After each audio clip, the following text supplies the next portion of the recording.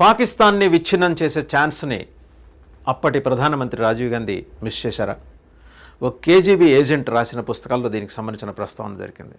Yes, KGB Russia's intelligence agency.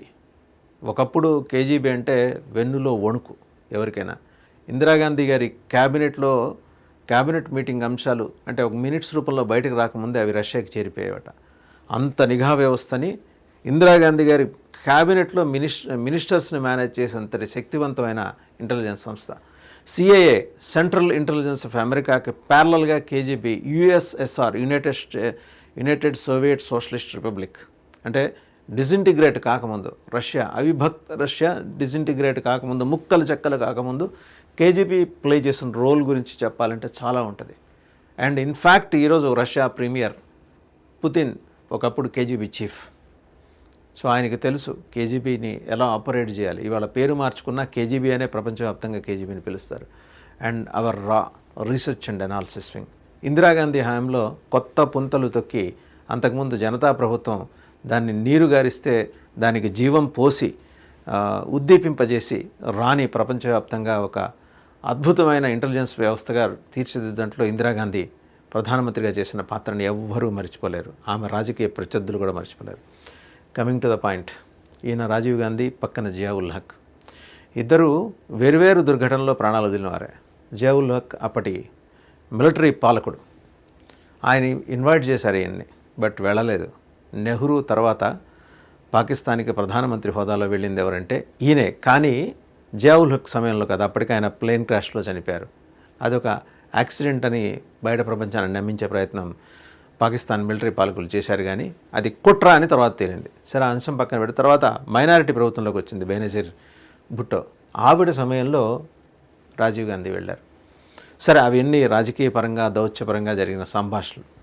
అసలు ఏంటి పాకిస్తాన్ని విచ్ఛిన్నం చేయాల్సిన అవసరం ఆ రోజు ఎందుకు వచ్చింది? దాన్ని రాజీవ్ గాంధీ ఎందుకు ఉద్దేశపూర్వకంగా పక్కన పెట్టేశారు? ఈ అవకాశాన్ని ఆ రోజే వినియోగించుకొని ఉంటే ఈరోజు భారతదేశం అఖండ భారత్గా ఉండేది. పక్కనున్న ఆఫ్ఘనిస్తాన్ ఎల్లలు దాకా భారతదేశం వెళ్ళి ఉండేది. ఈరోజు ఇన్ని సమస్యలు ఉండేవి కాదు అని ఒక కేజీబీ ఏజెంట్, అంటే ఫార్మర్ ఏజెంట్, ఆయన రాసిన అంటే కేజీబీకి ఇచ్చిన రిపోర్ట్లోని అంశాలు ఇప్పుడు మరి వరల్డ్ వైడ్గా పొలిటికల్ ప్లాట్ఫామ్స్ మీద లభ్యమవుతుంది. నిజంగా అస్టానిషింగ్ అంశమే. కేజీబీ అంటే మనం ఇందాకే చెప్పుకున్నట్టు అత్యున్నతమైన ఇంటెలిజెన్స్ వ్యవస్థ. మన రాకి, అలాగే ISI, inter services intelligence Pakistan, ఇవన్నీ ఏం చేస్తున్నాయనేది రష్యాలో కూర్చొని, మాస్కోలో కూర్చొని మానిటర్ చేసేంతటి గొప్ప వ్యవస్థ. దాంట్లో పనిచేసిన ఒక senior most agent, undercover cop అనుకోవచ్చు. ఆయన భారతదేశంలో పనిచేశాడు, ఇస్లామాబాద్లో పనిచేశాడు, అండ్ రష్యాతో పాటుగా యుఎస్లో కూడా పనిచేశాడు. ఎక్కువ ఆయన ఫోకస్ అంతా కూడా ఇండియన్ ఆపరేషన్స్ మీదే. రాజీవ్ గాంధీ ఎందుకు మిస్ చేశారు? అసలు ఆ రిపోర్ట్లో ఏముంది? ఇవాళ చాలా కొత్తగా దాని మీద చర్చ మొదలైంది. రాజీవ్ గాంధీ ఆ రోజు తలుచుకొని ఉండుంటే, అంటే ఎప్పుడైతే మనం వార్ ప్రిపేర్డ్నెస్కి సంబంధించిన టెస్టులు మనం రాజస్థాన్ డిజర్ట్లో చేశామో ఆ రోజే ఆయన చేతికి వెపన్ దొరికింది. ఎట్టి పరిస్థితుల్లో పాకిస్తాన్ని డిజింటిగ్రేట్ చేయాలని ఆ రోజు భావించుంటే, మిలిటరీ యాక్షన్కి దిగుండుంటే ఖచ్చితంగా ఈరోజు పరిస్థితి ఇక్కడ దాకా వచ్చుండేది కాదు. సబ్సీక్వెంట్గా రాజీవ్ గాంధీ ఆలోచనల్ని దాన్ని కార్యాచరణలో పెట్టి ఎంతో కొంత ముందుకు తీసుకెళ్లాలని ప్రయత్నం చేసిన పివి నరసింహారావు గారు కూడా ప్రధానమంత్రిగా పక్క దేశంతో ఎందుకులే తలకాయ నొప్పని ఆయన మైనారిటీ ప్రభుత్వం నడిపారు. ఎందుకులే తలకాయ నొప్పని చెప్పేసి ఆయన పక్కన జాప్యం చేయటం, సబ్సిక్వెంట్గా వచ్చిన గవర్నమెంట్స్ పట్టించుకోకపోవటం. అండ్ 2014లో మరి ఎన్డీఏ మోడీ నేతృత్వంలో అధికారంలోకి వచ్చిన తర్వాత కానీ, అండ్ 2019లో కానీ ఎటువంటి దృష్టి దాని మీద పెట్టకపోవటం, ఇవన్నీ కూడా ఏంటంటే ఈరోజు పాత విషయాలని తెర మీదకి తీసుకొచ్చే ప్రయత్నం చేశాయి. ఒకసారి ఆ రోజు మిలిటరీ ప్రావెస్నెస్ గురించి మనం మాట్లాడుకుంటే, రాజీవ్ గాంధీ సార్క్ చైర్మన్గా 1986లో బాధ్యతలు స్వీకరించినప్పుడు పాకిస్తాన్ ప్రెసిడెంట్ జియా ఉల్ హక్ ఆయన్ని పాకిస్తాన్కి ఇన్వైట్ చేశారు. He accepted but took care not to visit the country as General Jia, despite his cricket diplomacy, was playing a double game. Cricket diplomacy ఉండేది ఆయనకి. ఆ క్రికెట్తో దౌత్యంతో మనం భాయ్ అనే పద్ధతిలో ఆయన మాట్లాడేవారు. కానీ రాజీవ్ గాంధీ చాలా జాగ్రత్త తీసుకున్నారు. అతను అంత తొందరగా నమ్మటానికి వీల్లేదు మిలిటరీ పాలకుండని. ఎందుకంటే ఎందుకు డబుల్ గేమ్ ఆడుతున్నాడంటే ఆయన మన సిక్ మిలిటెంట్స్కి ఫైనాన్స్ చేయటం, మరోవైపు నుంచి ఏంటంటే శాంతి చర్చలు జరపడం, ఇది నచ్చల రాజీవ్ గాంధీ గారికి. ఆ రోజే ఆయన డిసైడ్ అయ్యారు పాకిస్తాన్ని విచ్ఛిన్నం చేయాల్సిందే. ఎందుకంటే మన దేశంలో ఆ పురుగుని ప్రవేశపెట్టి, మిలిటెన్సీ అనే పురుగుని ప్రవేశపెట్టి ఆయన చేస్తున్న దాష్టీకాలను అడ్డుకోవాలని రాజీవ్ భావించారు కాబట్టి ఆయన విజిట్ చేయలే.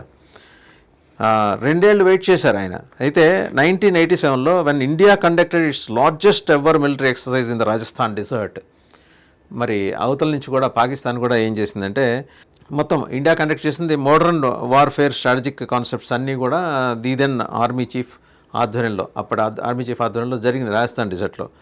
ఆపరేషన్ బ్రాస్ టాక్స్ అనే పేరుతో జరిగిందనమాట. అటువంటి సిమిలర్ ఎక్సర్సైజ్ పాకిస్తాన్ ఎక్కడ చేసిందంటే జమ్మూ కాశ్మీర్ పంజాబ్ బార్డర్స్లో చేసింది. India to moved its troops from Rajasthan to the borders of Punjab and Jammu. So అదైన తర్వాత ఆ సరిహద్దుల్లోకి భారత సైన్యాన్ని కూడా మన దేశం పంపించింది. అప్పుడు పాకిస్తాన్తో రిఫ్ట్ ఏర్పడింది. After diplomatic talks in Delhi, దౌత్యపరంగా ఈ సంభాషణలన్నీ అయిపోయిన తర్వాత the crisis was diffused and a formula agreed for pulling back troops. ఎవరి సైన్యాన్ని వాళ్ళ వెనక్కి తీసుకుందాం అని చెప్పేసి. This added to Rajiv Gandhi's image as a world statesmen. అంటే ప్రపంచవ్యాప్తంగా రాజకీయంగా గొప్ప స్టేట్స్మెన్ రాజీవ్ గాంధీ అనే పేరైతే ఆ రోజు అంత చిన్న వయసులో ఆయన తెచ్చుకున్నారు. సరే, ఆయన ఇంకేం చెప్పారంటే డిజార్మమెంట్ అంటే నిరాయుధీకరణ అండ్ శాంతి చర్చలు అనేది పెట్టినప్పుడు his policy towards Pakistan suggested that he was more ready than any of his predecessors to use the coercive power of India's military might for foreign policy ends. అప్పటికే ఒక అద్భుతమైన మిలిటరీ శక్తిగా భారతదేశం ఎదిగింది, కానీ ఆయన శాంతికి ఎక్కువ ప్రాధాన్యం ఇచ్చారు, అలాగే నిరాయుధీకరణకి బార్డర్స్ వెంబడి ఆయన ప్రాధాన్యం ఇచ్చారు.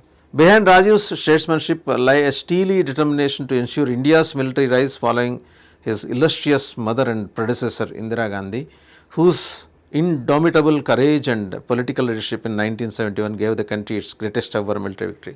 తెలిసిందే 71లో బంగ్లా విముక్తి కోసం చేసిన పోరాటంలో ఉక్కు మహిళగా ఇందిరాగాంధీ ఎంత తన బల ప్రదర్శన చేశారు. యుఎస్ కూడా ముక్కున వేలేసుకునేలాగా ఎలా చేశారు.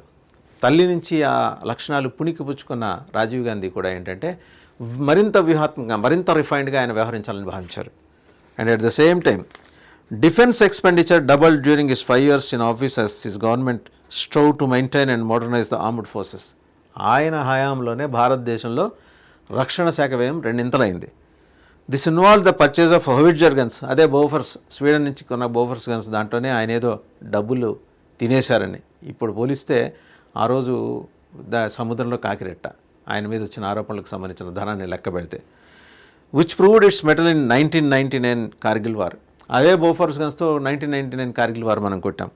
Second aircraft carrier INS Viraat, UK నుంచి కొన్నాం, దానికి ఐఎన్ఎస్ విరాట్ అని పెట్టాం. అలాగే మిరేజ్ 2000 జెట్స్ ఫ్రమ్ ఫ్రాన్స్ నుంచి మిరేజ్ 2000 జెట్స్ తీసుకున్నాం. European Jaguar and Russian MiG MiG-27 కూడా తీసుకున్నాం. INS Chakra on lease from Russia నుంచి లీజ్ తీసుకున్నాం, ఐఎన్ఎస్ చక్ర అని పేరు పెట్టుకున్నాం. Made India the first non nuclear power to operate A nuclear powered submarine. INS చక్ర తీసుకున్న తర్వాత అప్పటి వరకు నాన్ న్యూక్లియర్ పవర్, ఒక న్యూక్లియర్ పవర్గా భారత్ మారింది. న్యూక్లియర్ సబ్మెరైన్ ఆపరేట్ చేయడానికి, న్యూక్లియర్ పవర్డ్ సబ్మెరైన్ ఆపరేట్ చేయడానికి అర్హత సంపాదించుకుంది. ఇండియన్ నేవీ బ్లూ వాటర్ ఫోర్స్గా ప్రపంచంలో గుర్తింపు పొంది ఆ రోజు ఆయన చేసిన దాని తర్వాత. ఆయన టెన్యూర్లో Indian navy's 99 vessels included 2 aircraft carriers, 12 submarines, 21 frigates and 5 destroyers. ఇదంతా కూడా ఇండియన్ నేవీ శక్తి ఆ రోజు. Enough to deter any seaborne invasion, సముద్రంలోంచి వచ్చి దాడి చేయాలని. ఇదంతా కూడా ది బ్రాస్ టాక్స్ క్రైసిస్ అని అంటారు దీన్ని. ఆ రోజుల్లోనే కరెక్ట్గా రాజీవ్ గాంధీ దుర్మరణం పాలవటానికి 1 ఏడాది ముందు రాజీవ్ గాంధీ చేతికి పూర్తి స్థాయి డ్రాఫ్ట్ చిక్కింది. పాకిస్తాన్ ఎక్కడెక్కడ కొడితే మనం ఆ దేశం మీద విజయం సాధించవచ్చు, ఆ దేశాన్ని డిసింటిగ్రేట్ చేయొచ్చు. అప్పటికి బెలూచిస్తాన్ ఆలోచన అప్పటికే ఉంది. దాన్ని ఇన్ఫ్యాక్ట్ రహస్యంగా బెలూచి లీడర్లు వచ్చి రాజీవ్ గాంధీని కలిసి వెళ్ళారు అనేది కూడా కేజీబీ ఏజెంట్ తన డ్రాఫ్ట్లో రాసుకుంటూ వెళ్ళారు, తన నోట్స్లో. ఇదంతా కూడా ఏంటంటే ఆయన రాసుకున్న ఒక ఆర్టికల్లోని అంశాల ఆధారంగా తయారు చేసింది. ఈ విషయం అని ఇన్ఫ్యాక్ట్ ఐఎస్ఐ కూడా ఇటీవల ధృవీకరించింది. అంటే పహల్గాం దాడికి ముందే ధృవీకరించింది. ధృవీకరిస్తూ ఇంకో మాట ఉంది ఐఎస్ఐ, మా మీద దాడి చేయడానికి, మమ్మల్ని డిసింటిగ్రేట్ చేయడానికి ఆ రోజుల్లోనే రాజీవ్ గాంధీ ఒక ప్రణాళిక పన్నారు. ఎవరో ఏదో రాసుకునేదానికి మేము సమాధానాలు ఇవ్వాల్సిన పద్ధతిలో లేమని. KGB as usual it has been maintaining silence, strategic silence, వ్యూహాత్మక మౌనం. ఏమనుకున్నారు రాజీవ్ గాంధీ, ఎలా విచ్ఛిన్నం చేయాలనుకున్నారు? బెలూచిస్తాన్కి శ్రీలంకకి ఎలా పీస్ కీపింగ్ ఫోర్స్ని పంపించారో బెలూచిస్తాన్కి కూడా అలాంటి ఫోర్స్నే పంపించి బెలూచి యోధులకి సాయుధ తిరుగుబాటు కోసం బెలూచి యోధులకు సహకరించి పాకిస్తాన్ ఆర్మీని దురుమాడాలనే ఒక ఆలోచన అయితే ఆయన చేశారని కేజీబీ ఏజెంట్ తన రిపోర్ట్లో చెప్పుకుంటూ వచ్చారు. బట్ ఎందుకు వెనక్కి తగ్గారంటే రష్యా కోరింది. ఇదంతా కేజీబీ ఏజెంట్ రష్యా కోరింది. సో ఈ సౌత్ ఏషియాలోనూ అలాగే యురేషియన్ కంట్రీస్లోనూ అనవసరమైన ఒక రాజకీయ సంక్షోభం తలెత్తడానికి ఇది కారణమవుతుంది. ఎంతగా బెలూచీలు కోరినా సరే మీగ్గా మీరు వచ్చి ఇలాంటి సపోర్ట్ చేస్తే వచ్చే ఇబ్బందులు మామూలుగా ఉండవని చెప్పేసి రష్యా కోరటంతో ఆల్మోస్ట్ బలగాలు వెళ్ళటానికి సంబంధించిన స్ట్రాటజిక్ మ్యాప్ అంతా కూడా రెడీ అయింది. బై సీ రూట్ మొత్తం రెడీ అయింది. అయినా సరే విరమించుకోవాల్సి వచ్చింది. ఆయన ఆ రోజు విరమించుకోకుండా ఉంటే పాకిస్తాన్ ఇప్పటికి 4 చెక్కలు అయ్యేది. పంజాబ్ వేరు, సింధ్ వేరు, బెలూచిస్తాన్ వేరు అండ్ ఖైబర్ పఖ్తూన్ఖ్వా వేరు, ఇలా 4 ముక్కలు అయి ఉండేది. సో ఆ అవకాశాన్ని ఆ రోజు ఆయన జాడవిడ్చుకున్నారు. అండ్ రెండో విషయం, జియావుల్ హక్ పిలిచినప్పుడు రాజీవ్ గాంధీ కనుక వెళ్ళి ఉంటే ఆ రోజే ఆయన మీద హత్యాయత్నం జరిగి ఉండేది, ఆయన మనకి దక్కకుండా పోయేవారనే మాట కూడా ఆ కేజీబీ ఏజెంట్ తన డ్రాఫ్ట్లో రాసుకుంటూ వచ్చారు. ఇలాంటి గోల్డెన్ ఛాన్స్ ఆయన మిస్ చేసుకోవటం అనేది కావాలని చేసింది కాదు. In the larger interest of international community, అంతర్జాతీయ సమాజం యొక్క విస్తృత ప్రయోజనాలను దృష్టిలో పెట్టుకొని యురేషియన్ కంట్రీస్, ఐరోపా, ఏషియన్ కంట్రీస్ల సమాహారాన్ని దృష్టిలో పెట్టుకొని రష్యా, మన సుదీర్ఘకాల మిత్రుడైన రష్యాని మాటని మన్నించడం కోసం ఆయన ఆ రోజు వెనక్కి తగ్గారు. ఆ రోజు మన దగ్గరున్న మిలిటరీ ప్రాసెస్ తోటి వాస్తవంగా ఇప్పుడు మాట్లాడుకున్న ఏమేమి ఉన్నాయి, పాకిస్తాన్ని కొట్టడం 71లోనే కొట్టడం, ఆ రోజుకి 80s కొట్టడం రాజీవ్ గాంధీకి పెద్ద విషయం అయి ఉండేది కాదు. But he stood for the morals, నైతికత కోసం ఆయన రష్యాతో చేసుకున్న ఓరల్గా రష్యా నుంచి వచ్చిన అభ్యర్థన, మౌఖికంగా వచ్చిన అభ్యర్థన పేపర్లో పెట్టాల. That's what KGB agent has mention. Agent అంటే గుడజారే తన డ్రాఫ్ట్లో మెన్షన్ చేసుకుంటూ వచ్చారు. ఈ మధ్యకాలంలో మిలిటరీలోనూ అలాగే గూఢచర్యల్లోనూ పనిచేసిన వాళ్ళు రిటైర్ అయిన పుస్తకాలు రాస్తున్నారు, ఆర్టికల్స్ రాస్తున్నారు. ఆయన కూడా రాసి అప్పటి రష్యా ప్రెసిడెంట్ అభ్యర్థన మేరకు రాజీవ్ గాంధీ వెనక్కి తగ్గారు, లేకపోతే ఈ పాటికి పాకిస్తాన్ నామరూపాలు లేకుండా ఉండేదని చెప్పేసి.